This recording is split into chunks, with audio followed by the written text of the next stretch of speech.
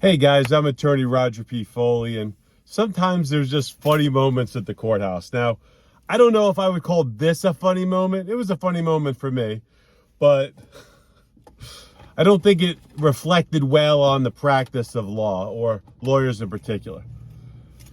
Sitting in court, about to have my client's 2 cases dismissed, and there's another attorney. I'm not a name, I don't toss names, but there's another attorney gets up there, and it's a DUI plea. And the judge is going through the plea colloquy, and part of that is saying, you know, what the conditions of probation. You're going to do community service hours. You're going to do ignition interlock. You're going to do 10-day or 30-day immobilization. What I found weird was, first, this attorney interrupted the judge as they were doing it. Normally what happens is the judge reads the plea sheet, goes through everything, make sure that the defendant understands, and then says, gentlemen, attorneys, do you have anything else that you need me to address? And at that point you say, Judge, well, I'd like to address community service hours. Can they buy them out? Or my client travels, or, you know, permission to travel with an itinerary, or in this case, Judge, my client shares a vehicle with his wife. So first the attorney interrupts the judge, which you would think that, you know, this attorney would know better, but apparently not. So interrupts, and then the judge goes, I'll handle that later. Like I said. So, but the attorney says, Judge, I'd like to waive the immobilization on the vehicle because my client and his wife share a vehicle. There's only one vehicle, one, in the household. So when the judge gets to that later, after she says everything, the defendant is under oath and says, the judge says, sir, how many vehicles are in your home? He says, 3. 3. And then the judge goes, 3? So are you trying to get a mobilization waived for all 3? I'm a little confused. And quite frankly, so was I.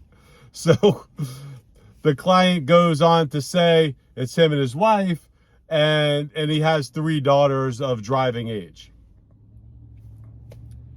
At that moment, respectfully, I think if I would have been a judge, I would have stopped the proceedings and sanctioned that attorney.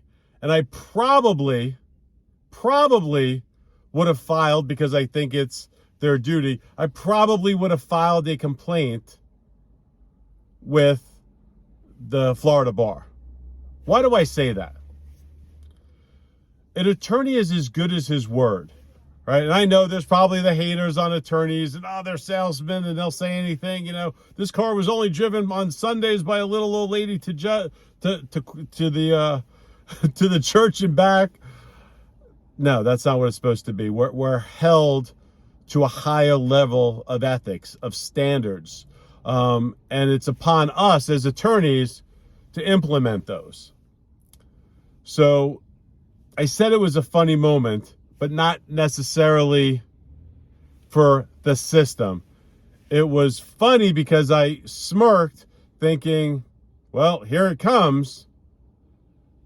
But I think that attorney just stained himself. I think he just changed his credibility. If anyone was actually paying attention, that attorney said, Judge, there's only one vehicle in the car, in the household, and it's shared between husband and wife. What do you guys think? And then what did the judge do? Ultimately, denied the request.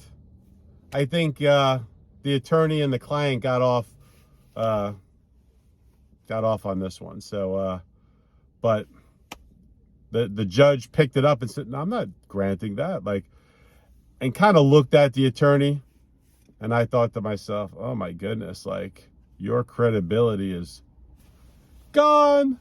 Anyway, I'm attorney Roger P. Foley. Tell me what you think.